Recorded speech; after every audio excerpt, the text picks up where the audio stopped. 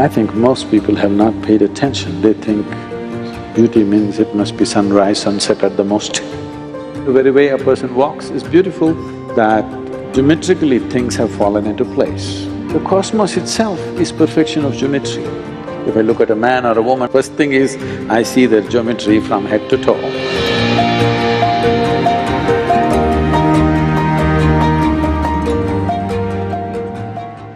Whether it's a machine, or an ant, or a grasshopper, or a human being, or clothes, whatever, or a building, if it fits and flows with least amount of friction, it always seems very beautiful.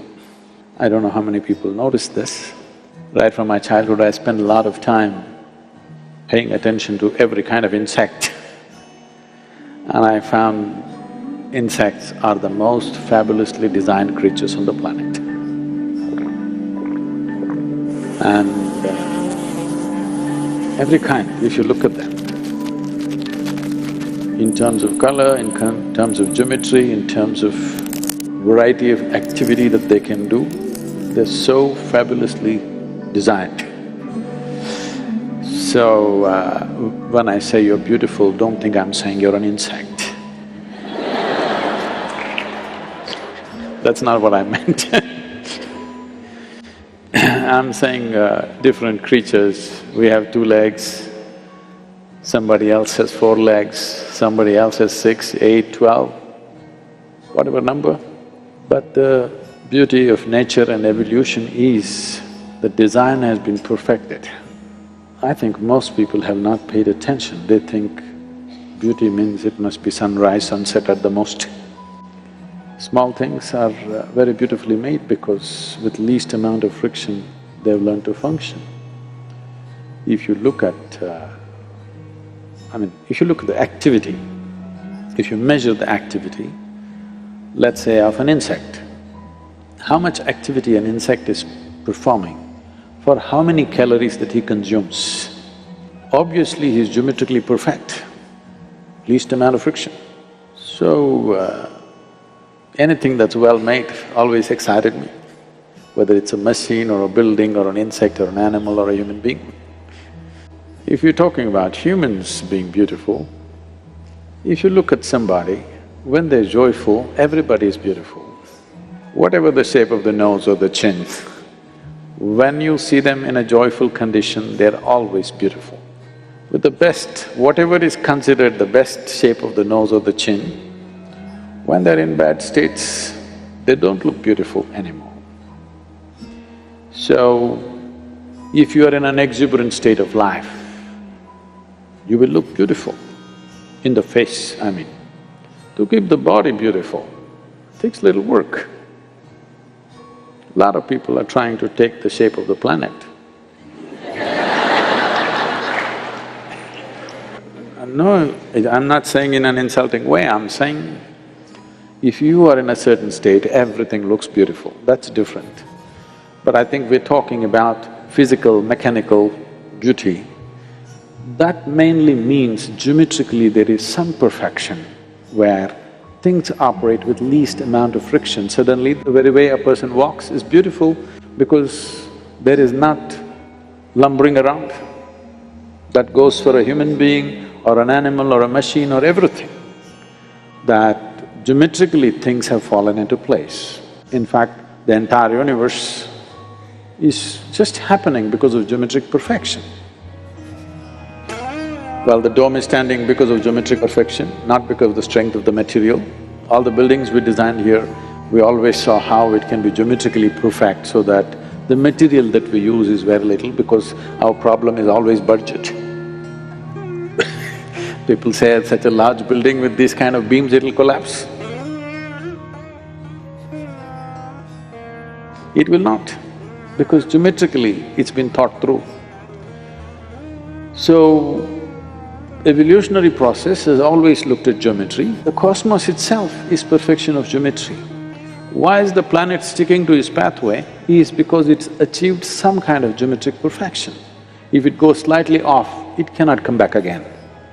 This is not just true with this planet, it's true with the entire universe.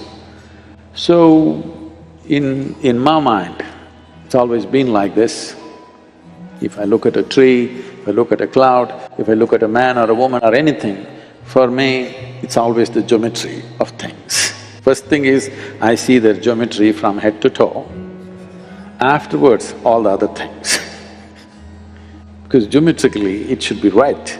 Only then it will stay. Otherwise, its very life is reduced.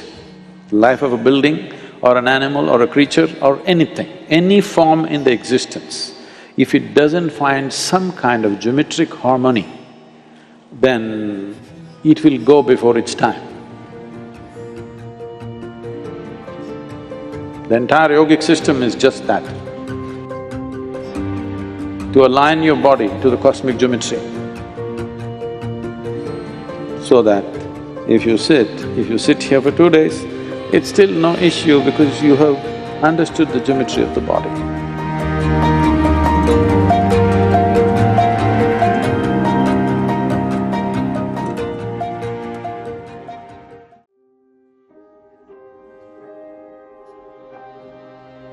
Have you ever wondered why the rose doesn't question its own fragrance?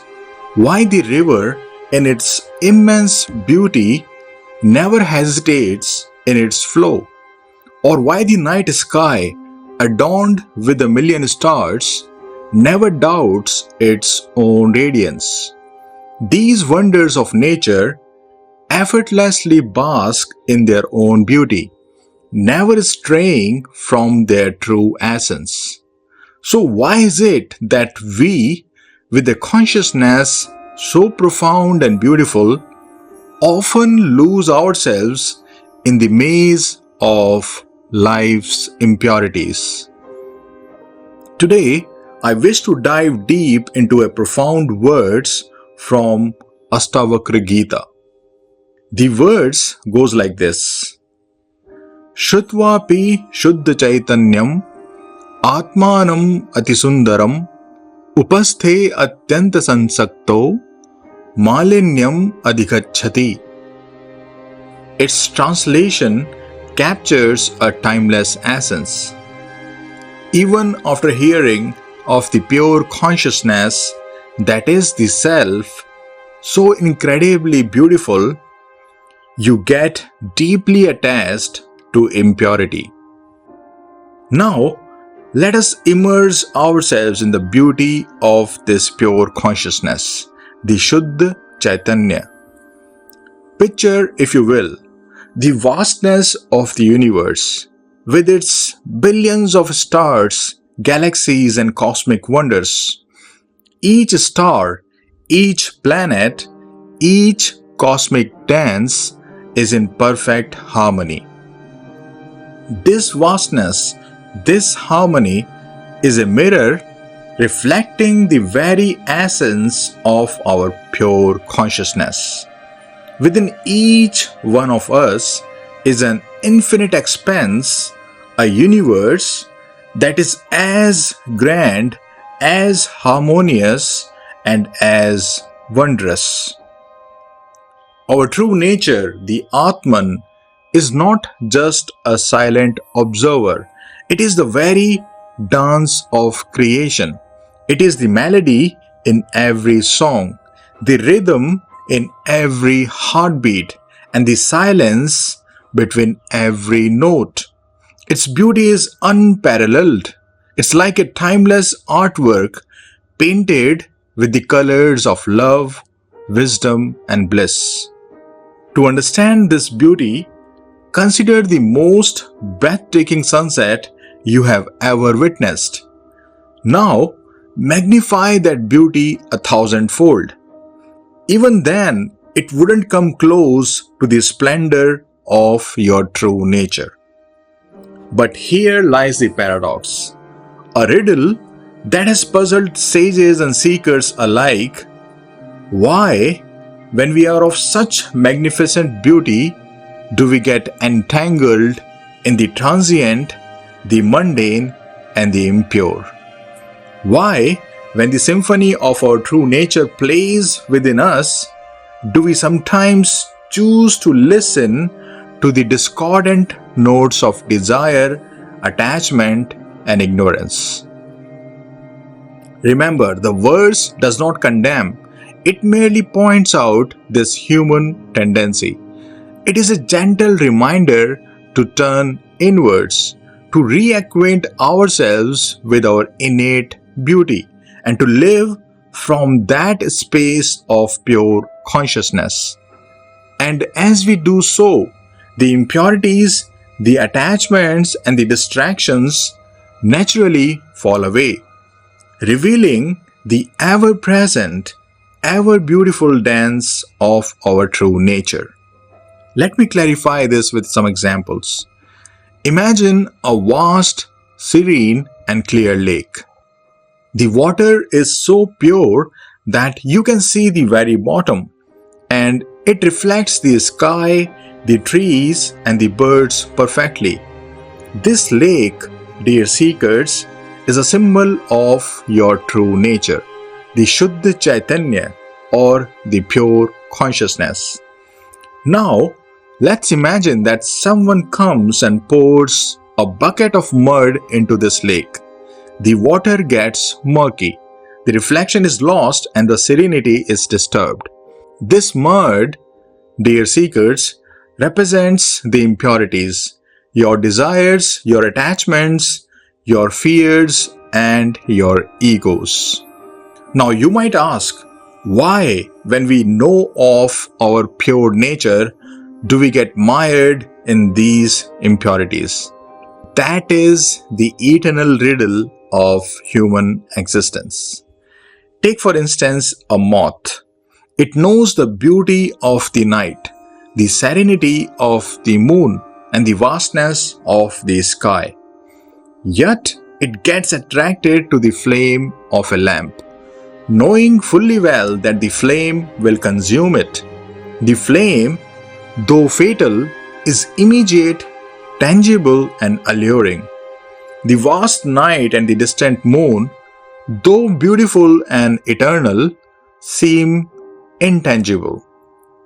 Similarly, we humans, despite being aware of our pure, infinite nature, get attracted to the immediate, the tangible, the sensory. The pleasures of the senses, the immediate gratifications, they are like that flame. They might give a momentary pleasure, but in the long run, they bind us. They just consume us.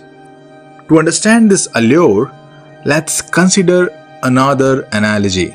Think of a child in a toy store. He sees a shiny toy and wants it instantly. He does not care about its durability, its utility, or its true value. He is attracted by the immediate appearance. We as adults are not much different. The world is our toy store, and we are constantly lured by its glitter, rarely pausing to see the true value of things. This verse is not just a statement, it is a reminder. It beckons us to remember our true divine nature. It beckons us to look beyond the immediate and to reconnect with our inner self. It's not advocating renunciation of the world, but a deeper engagement with it. When we truly engage with the world from a place of awareness, the world itself becomes a reflection of our pure consciousness. To move from impurity to purity, from the murky to the clear, is not to run away, but to dive deep within. The impurities are on the surface, like the mud in our lake. Dive deep and you will find the purity, the serenity, and the beauty. In your meditations, in your silences, in your moments of introspection, dive deep. Remember the lake, remember its purity, and know that you are that. And slowly, as you remember and realize, the mud will settle. the impurities will dissolve, and all that will remain is your true, beautiful, pure self.